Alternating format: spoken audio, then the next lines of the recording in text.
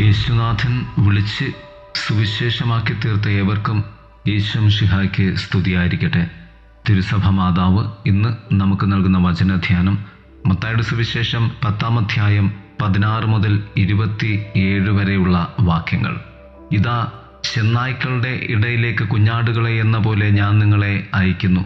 നിങ്ങൾ സർപ്പങ്ങളെപ്പോലെ വിവേകിയും പ്രാവുകളെപ്പോലെ നിഷ്കളങ്കരും ആയിരിക്കുവിൻ. 3 തലങ്ങളിൽ ഈ ധ്യാനത്തെ നമുക്ക് ക്രമപ്പെടുത്താം. 1. സർപ്പങ്ങളെപ്പോലെ വിവേകശാലികളും പ്രാവുകളെപ്പോലെ നിഷ്കളങ്കരും.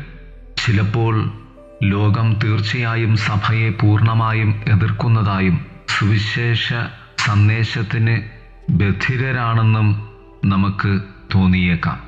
ഞാൻ പറയുന്ന സുവിശേഷവും നല്ല വാക്കുകളും നല്ല പ്രവൃത്തികളും അവരെ സ്പർശിക്കുന്നില്ല എന്ന് ചിലപ്പോഴെങ്കിലും നമുക്ക് നിരാശയോടുകൂടി അനുഭവപ്പെട്ടേക്കാം. ഇതെല്ലായ്പ്പോഴും അങ്ങനെ ആയിരിക്കില്ലെങ്കിലും മതേതര ലോകവുമായുള്ള നമ്മുടെ ഇടപാടുകളിൽ വിവേകവും വിശുദ്ധിയും ഉള്ളവരായിരിക്കുവാൻ കർത്താവ് നമ്മെ ഓർമ്മപ്പെടുത്തുകയാണ്. നമുക്ക് ആയുധം വേണം. എന്നാൽ എന്തുകൊണ്ട്?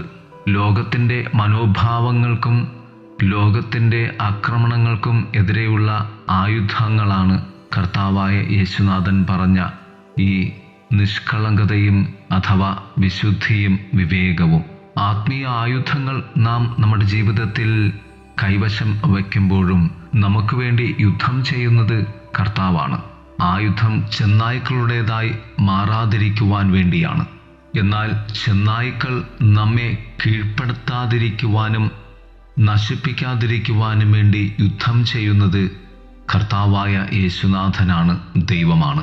നാം ഈ ആത്മീയ ആയുധങ്ങൾ നെഞ്ചോട് ചേർത്ത് വെച്ച് ജീവിക്കുമ്പോൾ ദൈവം നമ്മോട് ആവശ്യപ്പെട്ടതിന് നാം കീഴടങ്ങുകയും പിതാവിൻ്റെ കഴിവുള്ള കരങ്ങളിൽ നമ്മെ തന്നെ പ്രതിഷ്ഠിക്കുകയും ചെയ്യുകയാണ് ചെയ്യുന്നത്. 2. ആത്മാവിൻ്റെ ജ്ഞാനം. പീഡിപ്പിക്കപ്പെടുകയും അവരുടെ വിശ്വാസത്തെക്കുറിച്ച് ചോദ്യം ചെയ്യപ്പെടുകയും ചെയ്യുമ്പോൾ ദൈവാത്മാവ് അവരിലൂടെ സംസാരിക്കുമെന്ന് ക്രിസ്തു തൻ്റെ ശിഷ്യന്മാരോട് വാഗ്ദാനം ചെയ്തു. അവൻ ഇന്നും നമുക്കും അതുതന്നെ വാഗ്ദാനം ചെയ്യുന്നു. എന്നിരുന്നാലും പഠനത്തിലൂടെയും പ്രാർത്ഥനയിലൂടെയും നാം സ്വയം തയ്യാറാകരുത് എന്നല്ല ഇതിനർത്ഥം.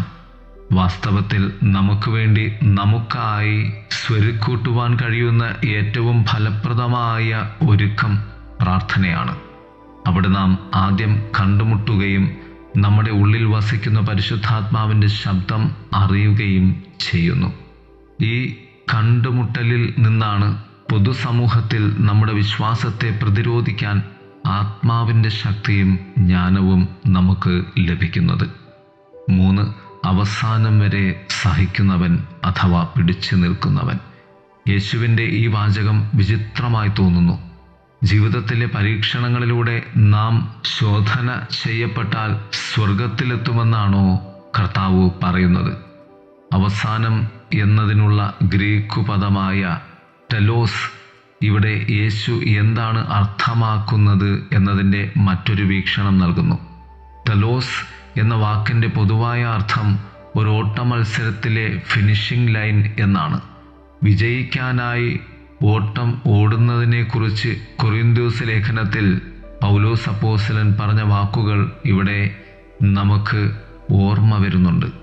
കഷ്ടപ്പാടുകൾക്കായി സ്വയം പ്രേരിപ്പിക്കുന്നതിന് മാത്രം സഹിഷ്ണുത കാണിക്കാൻ ഞങ്ങൾ ഉദ്ബോധിപ്പിക്കപ്പെടുന്നില്ല.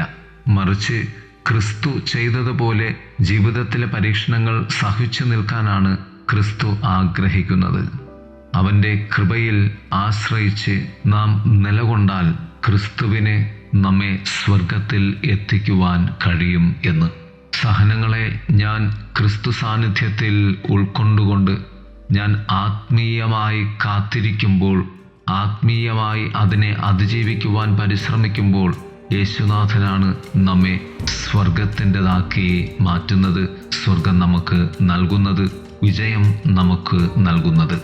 ഇതാണ് അവസാനം വരെ പിടിച്ചു നിൽക്കുന്നവൻ രക്ഷപ്പെടും എന്ന് കർത്താവ് പറയുന്നതിൻ്റെ അർത്ഥം. പ്രിയമുള്ളവരെ, നമുക്ക് യേശുവിന് വേണ്ടി യേശുവിനോട് ചേർന്നിരുന്ന് കാത്തിരിക്കാം. ദൈവം നമ്മെ സമൃദ്ധമായി അനുഗ്രഹിക്കട്ടെ. ആമേൻ.